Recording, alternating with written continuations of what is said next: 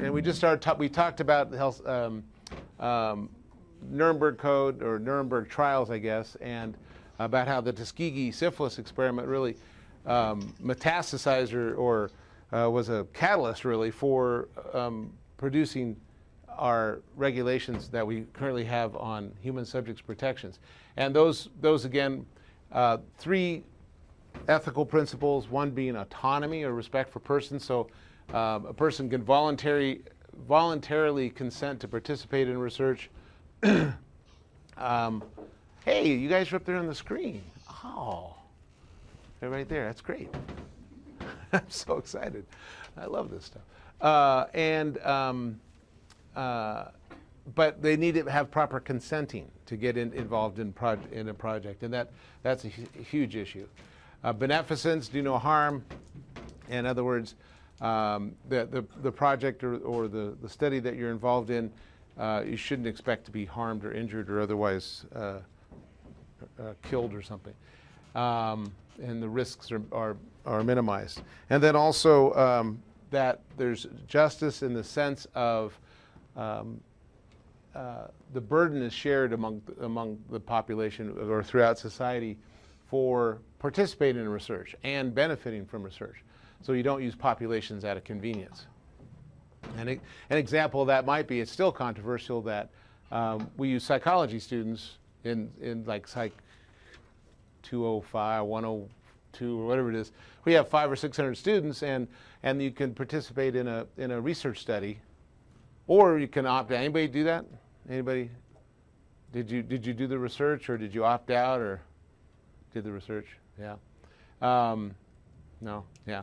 Well, most people don't opt out because it's fun to do the research. But anyway, so there's some controversy about whether or not that's a population of convenience or not. Can you take the results from 18 to 22-year-old, affluent enough to go to college people and extrapolate those results to the general population or to other populations? There's lots of discussion about that. The rules and regs is that the OHRP, like in the animal subjects, there's a federal agency that oversees these rules and regulations. There's fun stuff to read. The Code of Federal Regulation, the 45 CFR 46, and then the FDA has its own. And we'll keep scooting through a lot of this, but the IRB, the Institutional Review Board, has a full board with 13, 15 members that review protocols once a month as a full board if the risk is more than minimal risk. And if it's less than that, it can be expedited, which doesn't mean it goes through review any faster. It just means you only need 1 or 2 board members to review it. And same with exempt. That means if it's less than minimal risk. And so like surveys and stuff that don't ask questions that may have some sort of bad outcome. And then other things like not human subject research, if you don't know what it is, it can be judged to be not human subjects research. So the board does all this, and the review looks at risks that should be minimized, that the subjects are, the risk to the subjects is reasonable. So a lot of this is right out of the Nuremberg Code. There's informed consent, there's some privacy and data confidentiality that's adequate, and the subjects that may be likely to coercion have some sort of they have rights and welfare that's being considered during the review. Informed consent, again, that follows the ethical principle of autonomy, and the idea of informed consent is that you have the ability to decide, you can appreciate the implications of your decision, you understand the facts, you can communicate that decision, you have plenty of opportunity to consider whether you're going to participate or not. There's no coercion, or at least minimal coercion, and undue influence. Now you can't quite see this person behind the 3 screens here, and that's okay. I could stop it, I suppose, and move the picture. Sure, why not?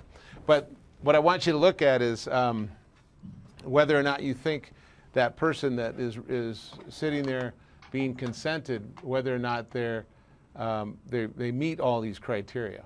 Oops. Maybe I can't do that. Nope. Okay, never mind. Oh, wait, there we go. I was just going to move the picture over. And there's the picture. I'll make it big and fuzzy. There you go. So does that person, really? Get out of the way. Okay. Okay, there we go. Is that person going through an adequate consent process, do you think, just by looking at it? No. No. Why? Why? He's already in the gown. Oh, I guess so. Okay, he's in the gown. You can't know because you don't know the conversation that's occurring and the literature that's in front of him. You also don't know his mental state. He's under pressure. Is he 18? Wow, this is great. Keep on a roll. I won't say anything. Two more things. Is that a doctor or a nurse? Does it? Or the PI? Right. Okay. Good questions. We'll go to that here in a minute. Is there a language barrier? Language. Okay. That's wow. Okay. You far exceeded my literacy barrier. Far exceeded my expectations. I never come up with all those. Right. So let's say either a doctor or a nurse. That person's in medical garb and could be somewhat intimidating just by the fact that they're in the white lab coat. Right. He's already in his little garb. Let's say this is the consent. He doesn't even have it in his hands, and in theory, you're supposed to be able to read your consent. And I know, and just like that little terms of agreement when you sign up for Apple or whatever, I'm sure you sat and read everything, and then you question Tim Cook whether or not that you should agree to that. Right. You should though have the opportunity to review and ask questions of the investigator if that's the investigator. What does this mean? What does that mean? Do I stay overnight? Blah, blah, blah. You're right. You should be in your normal clothes so you can run out of there if you don't want to participate. So, right, this is all a good example of a bad process of consent. I have no idea what the picture really is supposed to show. I just snipped it off the internets at some point. But so that's the idea.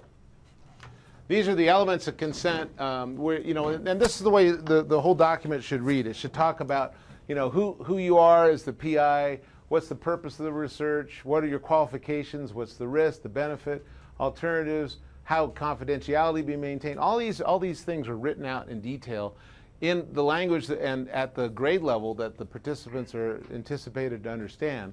And then that participation is voluntary. You can jump out anytime you want. What about compensation? How much is enough to be involved in a study?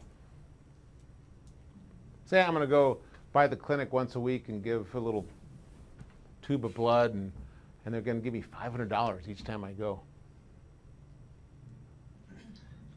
Depends on what the population's willing to do. But say that first part? It depends on what the population is actually willing to basically sell themselves for. Could be, yeah. 18-year-old college student, hey, $5, right? Right. Well, yeah, right. Or how about an alcohol study and you get a pint of vodka at the end? Oh, they do that in the Army where your duty for the whole day is to become drunk so that the military police personnel can practice the field sobriety tests. So, yeah, a lot of soldiers love that. Oh, all right, remember, you may not want to say too many of these things. That's good. That's good. All right, so one thing the IRB and anybody that's looking at your study, whether it's a funding agency or the Army or something like that, is this compensation excessive, or is it just simply offsetting your time and usually you get a Walmart gift card for $20. Yeah. I just want to interject here. I'm a readability expert, and so I can tell you, and I've worked in the medical field for a long time and do work in that area. And typically with informed consent forms, I can tell you that they're not written at the reading level. The average US adult reads at 8th grade level or below, or the average reading level is 8th grade. And like it or not, that's where folks are. And when I have helped clients, or for my own research, have revised the consent forms so that they are even approaching 9th or 10th grade level, I send them in, and the IRBs have almost always sent them back and said, oh, that's not, you know, it's too dumbed down, which when we have not eliminated any content, all we've done is change the terminology, and they put it right back up, violating their own rules. Huh. I mean, it's in the code that they're supposed to be writing at the reading level of the intended audience. Right. And nobody's looking at literacy statistics, I can guarantee you that. I have no idea. And they have a template that they think is at the right level, but then the PI gets to put in the details in between. So it goes from maybe grade level 10 to grade level 20 to 10 to 20 to 10. I mean, nobody who reads at 8th grade level is going to read any of that stuff. I will say IRBs they do actually worry about that. In fact, and I do know that ones have sent them back because they are too unreadable. But I mean, yeah, I mean, and I'm not going to pick on any. Yeah, well, yeah, I've seen a lot of those things returned. But you're right, it's still not probably enough. So I'm not going to, let's see, privacy and confidentiality. I always wonder about, you know, whether we really, I think our bar's being lowered on privacy and confidentiality. Privacy, of course, is what you do in your spare time behind the safety of your home and all that. And confidentiality is the information about you, private information that should not be divulged if you say it's going to be confidential. You know, with Facebook and other social media, I think a lot of that's out the window. But that's still important, very important components of human subject research. And then vulnerable populations, whether they be the subpart B, the pregnant women, or C, prisoners, subpart D, children. Prisoners? Why would prisoners be vulnerable? They're crooks. They stole my bike or my stereo or something, and I mean they should be locked up, right? Why are they vulnerable? Because they are in a position of lack of control of their environment. They're being controlled to the highest degree almost in a lot of cases. So They're better off than soldiers. I was going to ask you in a minute, Todd, about soldiers, but yeah. Well, it depends on where you're at. Submariners are actually worse than prisoners. That's definitely true. Submariners, okay. But anyway, you hit it though. Is that right? They're a captive population. They're literally limited in their mobility and their freedoms, of course. And so any IRB or any research project that has that accesses prison populations or any of the vulnerable subject populations listed here, including elderly and people that are disabled mentally and other ways, need to have an advocate on the IRB for them. There's commonly a prisoner advocate and a child advocate that are on most all IRB, at least the ones here anyway. Yeah, I don't know, Todd, if I want to ask you about military anymore, at least for right now. We can talk more about those later. I think it's kind of interesting that I think here it looks like fetuses get rights from the IRB, but they don't get rights in so many other areas of life. Yeah. It's interesting that they should be subject to extra protection under these clauses, but not protection from things like abortion. The thing is people, it comes down to what people feel is acceptable. Like, yeah, I fully understand. I agree with you. It definitely, you would think there would be more of a congruency, but oftentimes it's people lobbying for less rights for certain areas, and other people lobbying for more rights in certain areas, and there may not be lobbying in the same areas, so you have an overlap of what people get covered or how people are covered. And I need to read the language in the 45 CFR 46. I mean that as to, and that's subpart B, as to what it talks about with fetuses. It's you know I don't know I don't know, so I won't speak to that. Well, that's part of the problem with soldiers is they're less than 1% of the population, and because of the nature of the lack of consent, the details of what the contract really implies when you come into the military, they can do whatever they want. And I've been given experimental well, injections. Not even sure what they were. Well, there's stories. But, There's stories but I was coming under- down. Yeah. But if I deny them, I was under threat of legal action against me by failure to obey order or regulation under the Uniform Code of Military Justice. Go figure that one out. Your 5 minutes is going to be really interesting on week 10. I'm just anyhow. Yeah, it'll be a weird perspective. Well, there are still information coming out about studies with military personnel. I mean, just recently, particularly minority soldiers in World War II that were. We'll cover that again. Radiological experiments in the 50s and 60s. Yeah. Yeah, and it still goes on. And then there's HIPAA. HIPAA is just the Health Insurance Portability Accountability Act, and the purpose of that was originally to protect you from insurance companies from mining or disclosing your health history. It now, when you participate in a study, you can waive your HIPAA rights so that you can then allow them to access your medical history because that's part of the study. And that's what, in a nutshell, what the HIPAA's about. Okay, and then let me go to, I think, well, you don't care how to submit, I don't think, but it's electronic. There's an office over on the other side of campus, and there you go. All right, so human subjects research is. Well, it's a moving target in lots of ways. There's a whole new set of rules and regs that are being released next week or something like that for comment, and it's to sort of update all of the what I just went through, basically, that the IRBs do these in responses, and it's well, we'll see how it comes out. There's been an effort to try and really tease apart the medical aspect of IRB, because that's what's really driven all the regulations.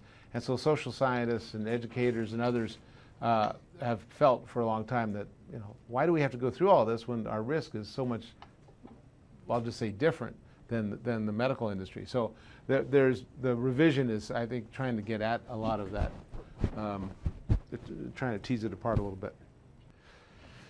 Okay. Ethical publication. This actually is kind of fun. Well, it's all fun, right? It's all exciting. So we see this, or I see this all the time. This is Brain Genetics paper retracted. That's from September last year. Serial plagiarism charge. That was August of last year. Here's one. Plagiarism allegations on a textbook on plagiarism. So maybe we've got some problem here somewhere. Then we also have things that I don't know if you want to call it research or not, but this was talking about big data. Big data scientists faced ethical challenges after Facebook study, and briefly stated, over 1 week in early 2012, Facebook randomly selected something of nearly 70,000 users and divided them into 4 groups. The users were exposed to a custom suite of posts on their news feeds dependent on Facebook's algorithms. But for 2 of the groups, Facebook tweaked the algorithm, making it less likely that the subjects would see posts automatically classified as containing either positive or negative language. Next slide, please. Oh, I guess it's on the next slide. And the researchers found that users who saw fewer positive posts were less likely to post something positive, and vice versa. Existing research had seemed to indicate that when people on Facebook compare the positive spin that friends post about their lives with the reality of the day-to-day, they can come away disappointed or sad.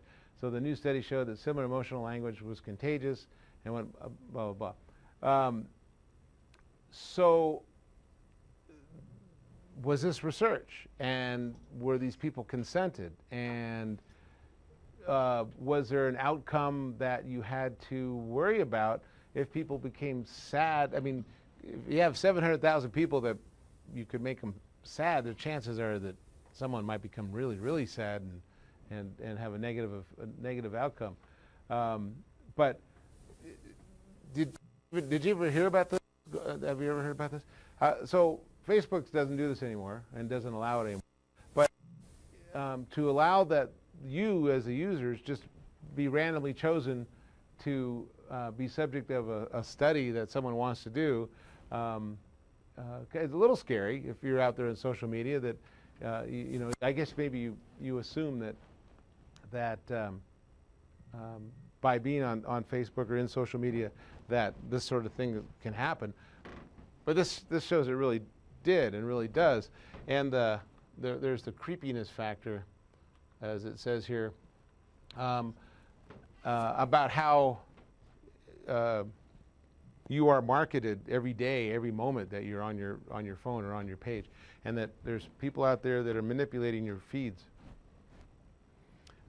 Is it research? I don't know, but it's the way it goes into this, the idea of publication is that it came to light when this is the Chronicle of Higher Education did a story about it, and it was published in I don't see where here in the moment. Oh yeah, but I mean where it was published, I can't remember where the study was published. Collaboration with two of the academics published the study, and I think they had to, at Cornell, they had to retract it for some reason. Anyway, but it needed to go through an IRB approval of its research, and so and a couple other things. The other issue is that this is about, again, publication ethics. This is the good, the bad, or the I don't know. Yeah. Well, I have a question. For example, let's say these millions, the people on Facebook, somebody went through the IRB and they were all consented. Conceivably, 700,000 people are consented, and they still came away sad. What's the difference? I mean. Right. Well, no, the difference is that there's a review that's being done of the process that how the study was conducted, and this study had no review. So the point is that you may think, you know, your questions aren't particularly invasive, but it's good to get other opinions about it, and in the context of regulations as well. So. I guess my point, is that if somebody comes away sad, am I, the PI, responsible for what happens to them? Well, in IRB, if they consented. Yeah. Well, yeah. So internet research is actually a very, very popular method, and there's a lot of it. And there's everything from people that lurk in chat rooms there's all sorts of research that goes on on internet platforms. But how that consent was issued was supposedly reviewed by an IRB, and a lot of the consents are not necessarily documented consents. And maybe we can talk about this more offline. But there's an importance to going through the process. Yeah. And who would Facebook go to? I mean, what's an IRB? Is it right. freestanding Very IRB good to point. go to? Very good point. So companies do this a lot of times. But if it's research, it's going to be published in a journal. The journal, and this is kind of comes back around to publications, will ask for your IRB approval, your protocol. So if you go to submit a research item that involves human subjects to the Journal of, I don't know, Advanced Psychology or something, they will want they're part of their, and we'll look at this here in a second, part of their editorial policy is that you provide evidence of IRB approval for that study. Let's go on. Here's a fellow that this was able to fake over 200 medical studies. Faked medical studies over 2 decades. How did he do that? Well, he started his own journal. Just put his papers through. Here's a really good thing, too. I know you guys are all going to love this.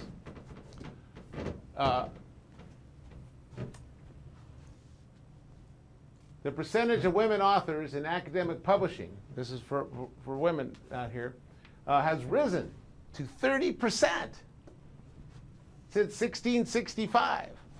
Yay, women.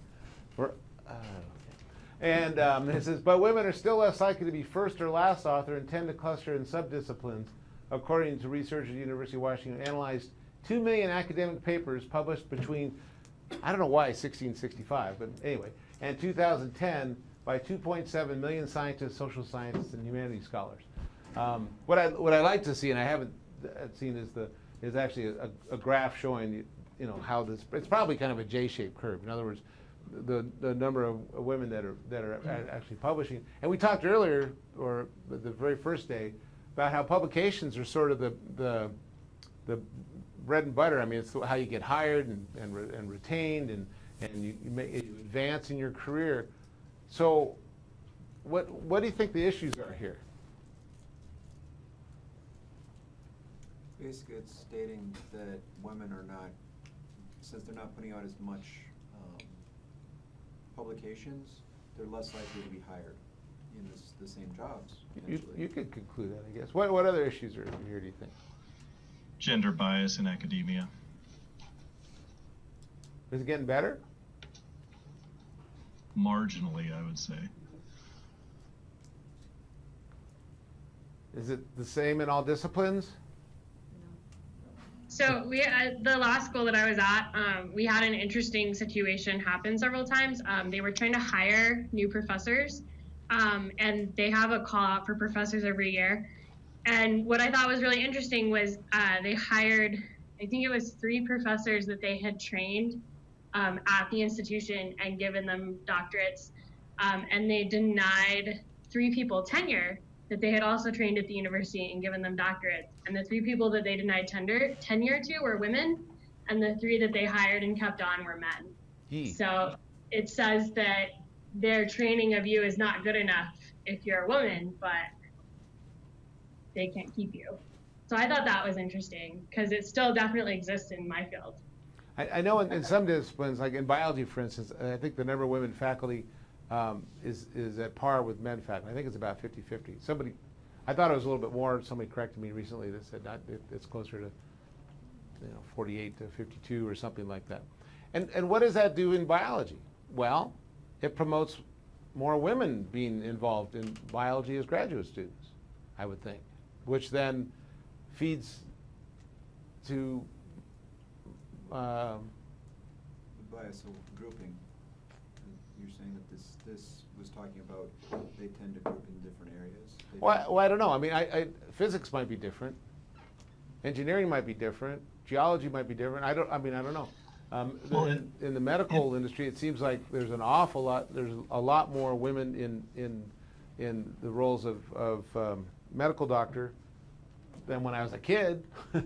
But I don't know the numbers, and that was a long time ago when I think Neanderthals were still around. Another influence that may be feeding into this is the fact that science, the language of science, is male-defined from a male perspective, and it interferes with the female perspective from really comprehending it. And so there's the foundational bias in science itself. That could be true. I would say that anybody can be in any of these roles. So.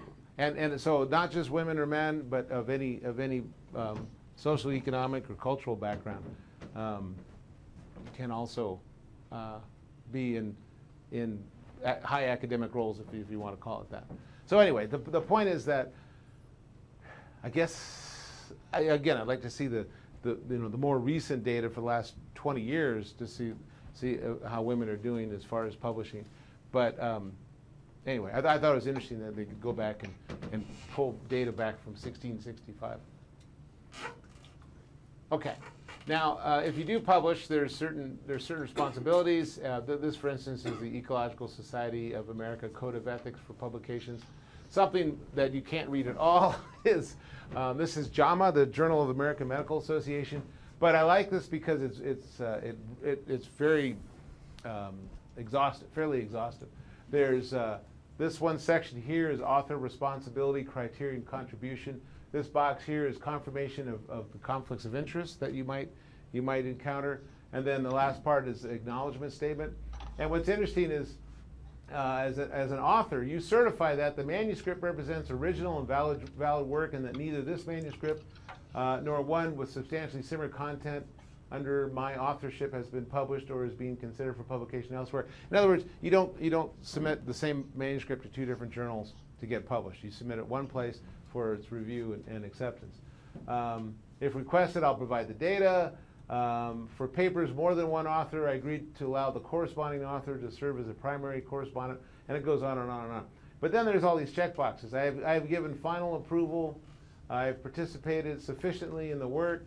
I take responsibility for the whole content or part of the content. To qualify for an author, you must check at least one box for each of 3 categories.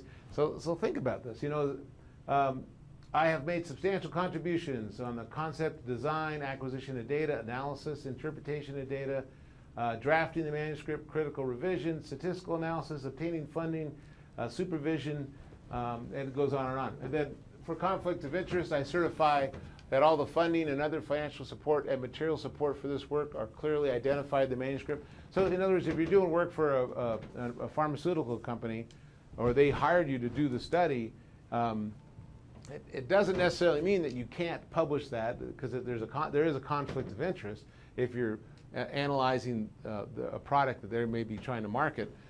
But the point is that you've managed that conflict. You've said, yes, I got paid by this company to do this study, and you know, here's my results. And so then whoever publishes it or whoever reads it acknowledges and knows there may be a perspective that you're trying to promote. There may be a bias.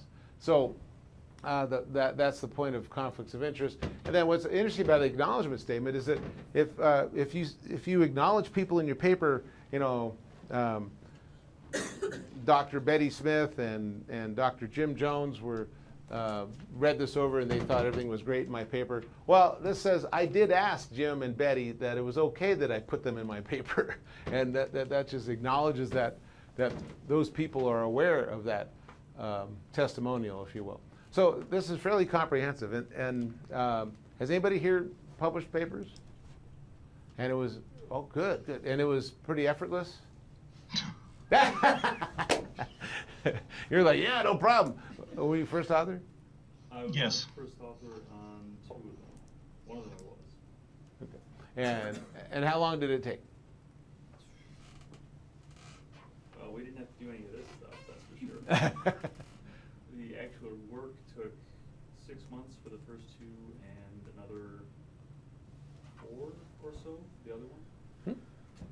What about you? You went, I don't think so. Oh, yeah, it was fine overall, but it was definitely, you know, review, revise, resubmit, you know, type process. And it, you know, it takes some effort, it takes some thick skin at times.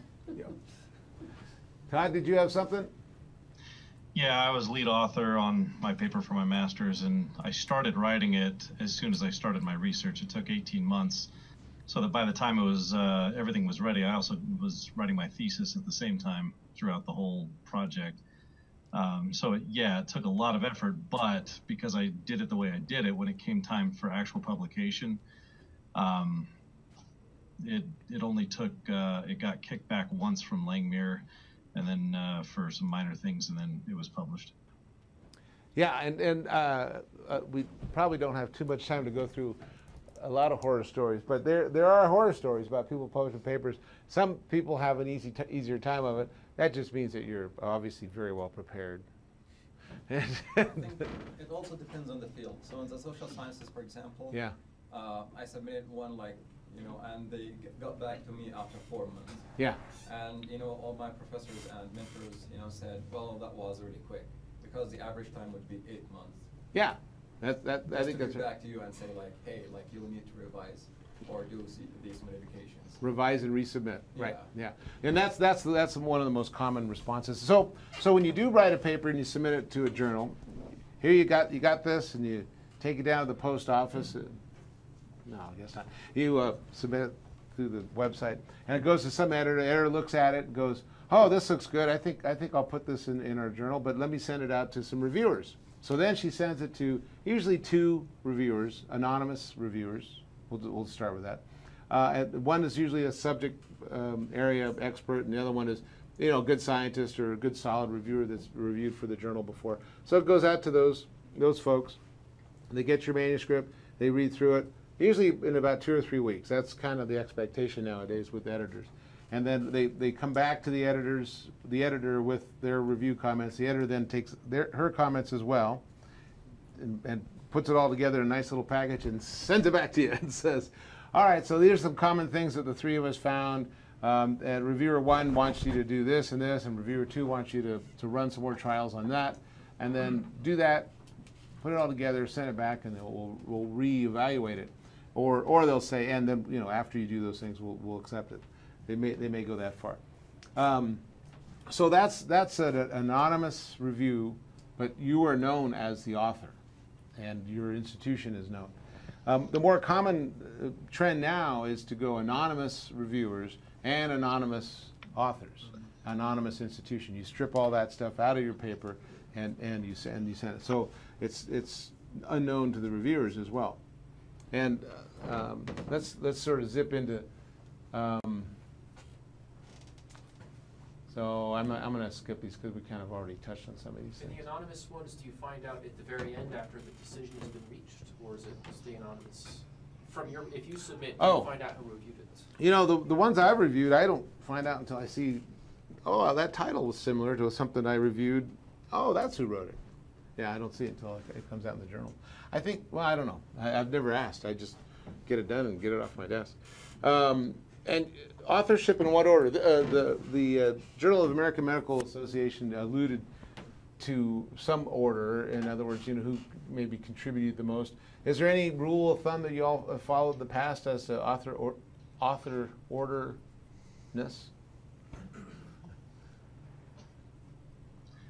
You know, general contributions to the work, you know, usually in order. I know not all fields are like that, but in mine that's pretty standard.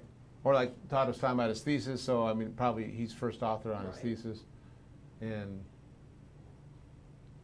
anybody have any problems with authorship in the past? It wasn't really a problem, but for the first two, it more or less went based on seniority in the group. Regardless of who thought of the idea? Yeah. Oh, well, that makes it easier for some people. Yeah. I co-authored a book, and the first author who wrote most of it decided to list us in an order that I wasn't happy with because she put me third, and somebody who had done a lot less than I had second. But it was alphabetical, and so I don't know, when I questioned her about it, she said, oh, it's alphabetical, and I thought, okay, well, that was your choice to put it that way, right? So it was irritating, but she was the one who made the decision, and this was not a for publication other than just, you know, a book that we put out there. I've seen it always. In some disciplines, you know, I've heard, yeah, right, it's alphabetical except maybe the first author or the last author. There's some anchoring on that for some reason. I've been left off of papers that I, you know, funded and got the data and hired the people and went out on the thing. And I've been added on papers that I didn't think I had anything to do with to begin with. And I've had authors' order changed at the last minute for who knows whatever. But, you know, that happens. The thing about authorship, like with, well, a couple other areas that we haven't hit yet, is that talk about it early. Figure it out early. And then keep talking about it. So, you know, you say, oh, I'm going to write the method section. Okay, fine, and I'll be second author, even though because you thought all about it. Revisit that all the time. Say, okay, I got my part done, and you know, whenever a draft comes around, make sure that the names are as you've all agreed to. And if it's not, then talk about it. Talking about it is the best thing. Surprises aren't very fun. There is something called self-plagiarism, and that is when you've sent your paper off and it's been accepted by a journal. You don't own it anymore. The journal now has the copyright of all those words. And so, you know, if you're trapping mice and you go, I go 10 paces and I drop my Sherman trap and I put some bait in, and then I go 10 paces, I drop my trap and put some bait in, and you can't say that again in the next paper. What you can say is, oh, I followed the methods of Gannon et al. In 2012 with the following modifications. And so that's how you kind of get around the self-plagiarism idea. There's also ideas about what they call salami science. People want to publish things. You know, you publish lots of little stuff, or you publish one big monograph, or do you publish something that makes sense? And it's that sort of in-between making sense thing that a lot of times people grapple with. What is the right amount of material? What part of this study, or is it the entire study that I work up as to a publication? Most of us don't have too much problem with, but if you're in a big lab that just really literally, is pumping out stuff, when do you decide it's a publication? Anybody had any problems with that or any issues?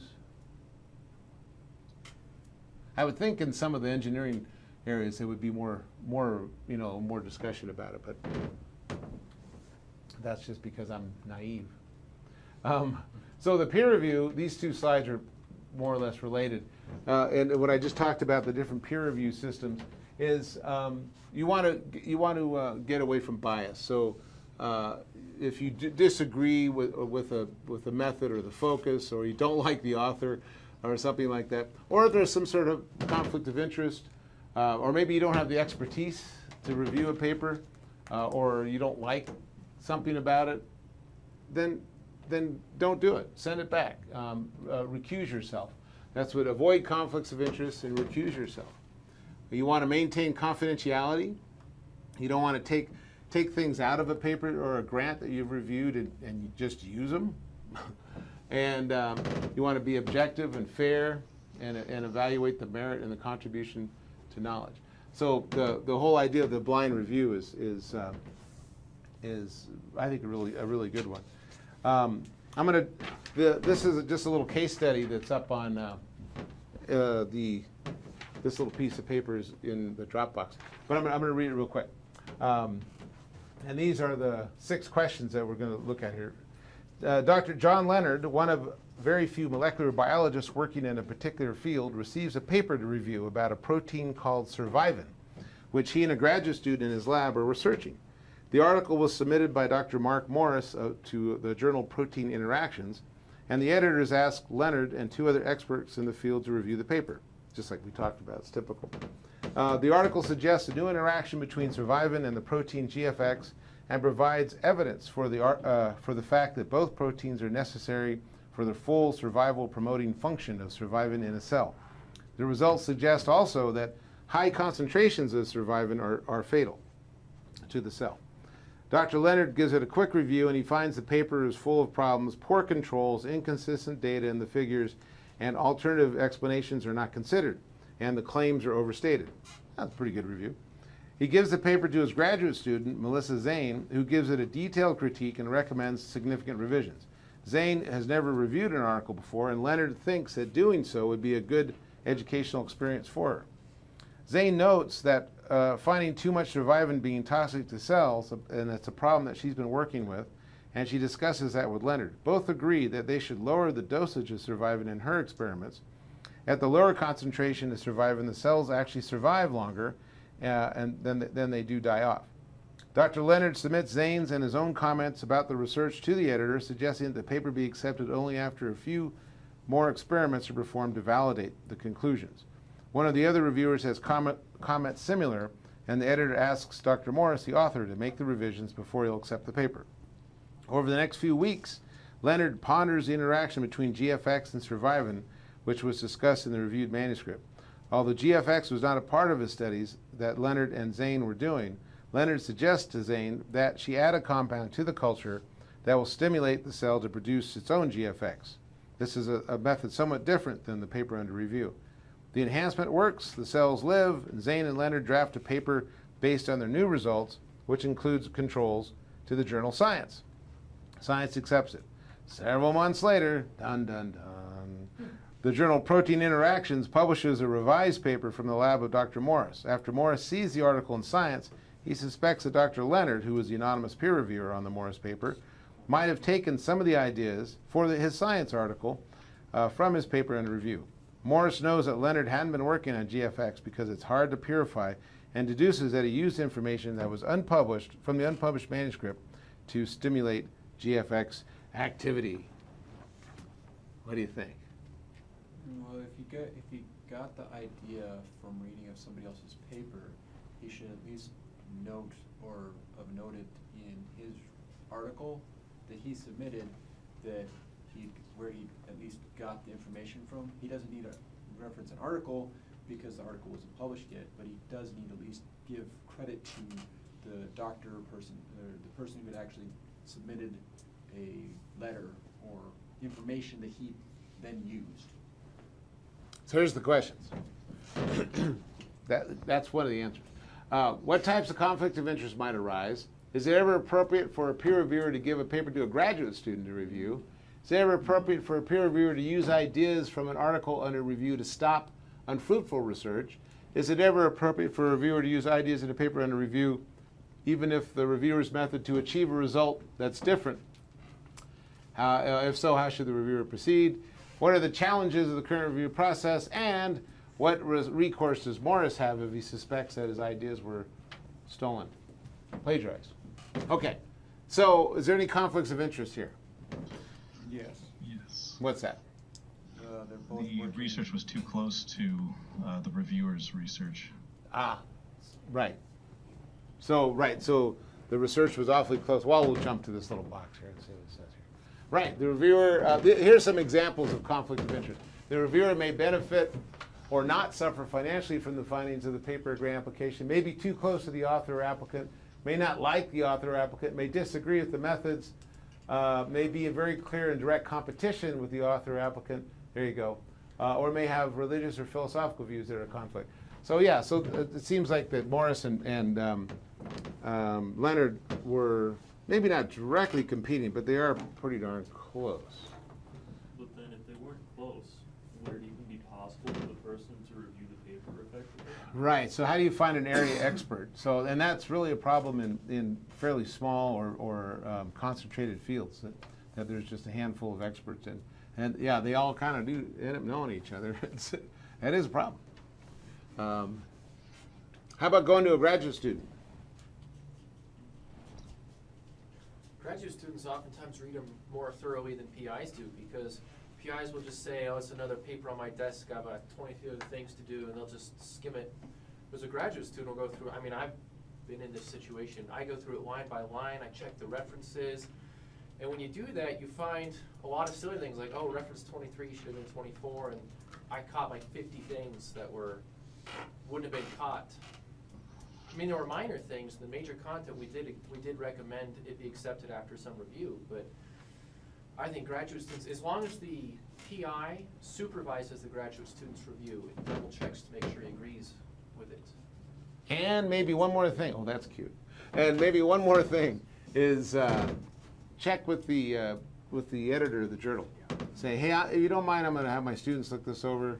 You know, you can either add them or we'll just put them all together and give you one review back. Yeah.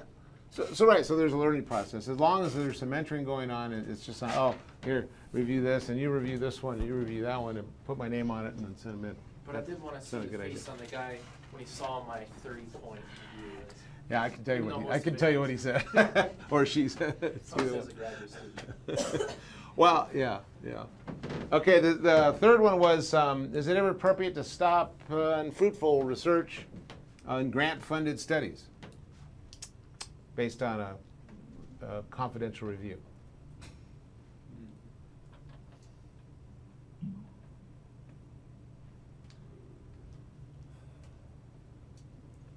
Well, it makes sense that that would happen, but the ethical portion of that's the hang up of if you wouldn't have known this information prior to.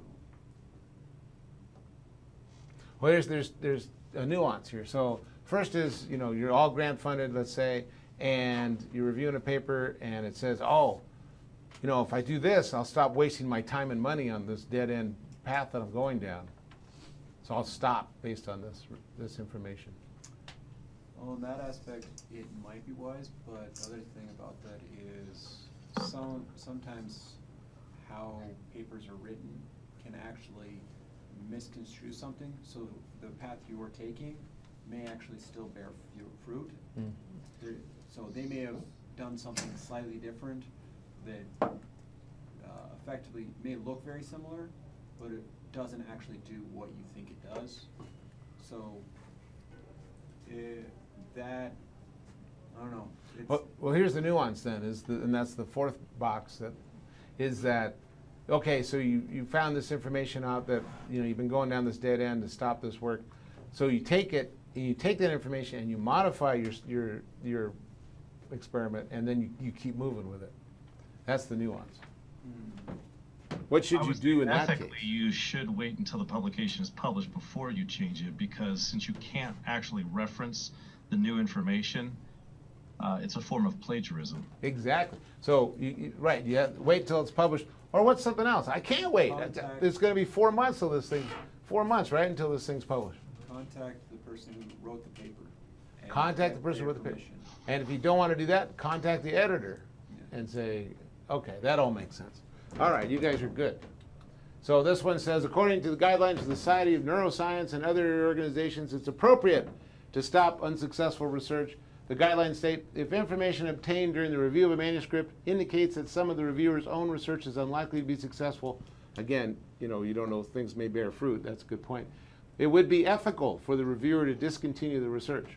It's still recommended the reviewer tell the author about those activities, and then likewise, if a peer reviewer feels that he or she must use the information contained in an article or grant application, the reviewer may be able to contact the author or applicant trying to establish a relationship, form a collaboration. That's a great idea.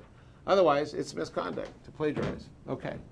The fifth one, we talked about, doing the anonymous reviewing and anonymous the author. And then the last one, what recourse did Morris have if he thinks he got scooped? Not just scooped, plagiarized. What should Morris have done, or what should he maybe do? Can he submit, basically, just submit something saying that this is plagiarism due to contacting his editor of the first, so contacting his editor and say, hey, this was plagiarized from me, it looks very much like my stuff. And if he knows who the editor then identifies that it is, it can be, I believe, conducted in a court of law, or it could go that far. Well, you named a bunch of the possibilities, right? You could hire a lawyer, I suppose, but like you could be a whistleblower on yourself, basically. You've got the evidence, you've got the reviewers' comments, you've got where they went to the journal can tell you who the reviewers were. Take all that, send it off to this guy's institution, and let the process of research misconduct investigation proceed. So inappropriate peer review, there might be a way to address the situation. Do you seek legal? Oh yeah. No. The institution will deal with the alleged misconduct. Contacting the journal or the granting agency may also be considered too. So, all right. Peer review. Okay, here we go. That just says the most scientists regarded the new streamlined peer review process as quite an improvement. Sorry, it's an old cartoon. Data acquisition, ownership, data entry. I'm going to save some of that for a little bit later, like next time. But I do want to, there's a second scenario or case that I'm not going to read because we will not have time to go through it. But I want to give you the points of it. This is a PhD student who finished at an institution and had her professor who had grant funding, and she had 3 lines of inquiry that she was going to do for her graduate project. It turned out she set 2 aside and pursued 1 to get her PhD, and then she got a job somewhere, and mostly a teaching college in the Midwest, according to the case study. And she decided, well, I'm going to take this new job, but those 2 lines of study that I didn't follow as a graduate student, I want to do that when I'm at my new institution. So she went into her professor's office and got on his computer and downloaded the data and downloaded the program to run the data with. And he comes in, he says, hey, you can't do that. And she said, well, why not? It's my project. He said, well, no, this is all a grant-funded deal, and I got other students that are coming in. You're going to have to, you can't do that. Leave it here. What's wrong with you? Basically. And she's like, wow, but it's my data. And he said, no, it's not. It's not your data. It belongs to the institution. What? So she walks out and runs into her buddy, and her buddy says, well, you know, I know he's going to be gone this weekend, so let's just go in his office this weekend, and we'll get the rest of the data. What would you do? Is that your data? Well, You worked on it for 4 years. doesn't matter, it belongs to the institution. I'm so bummed. There are some of the paperwork you even sign, like when you do sign on to stuff, says that you are giving up your intellectual rights to anything you work on. Jeez. All right, maybe you're right. Who owns data? In federally sponsored research, the university owns data but allows the PI to be the steward of the data. The PI takes responsibility for collection, recording, storage, retention, and disposal. The people in the lab or the research project just essentially are working for UNM, in this case, which assigns the rights, again, to the PI. And then the PI has, when they publish the paper, they can assign the rights to the journal, but they're still in charge of the data. Faculty members, let's see. Oh, the copyright blank. Okay, data and data books collected by undergraduates, graduates, and postdoc fellows on a research project belong to the institution, and students should not take their data, although retaining copies is allowed with permission. So that might have been a good idea to say, can I take a copy? Or maybe before then, like 2 years ago. You know, I'm not going to do these 2 avenues of research. I'm going to do this one. But, you know, I'm really interested in these. Can I continue to work on these when I'm done?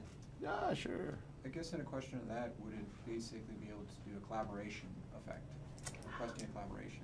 Yeah, yeah. That's what the next question is going to. Geez, man, did you write these slides?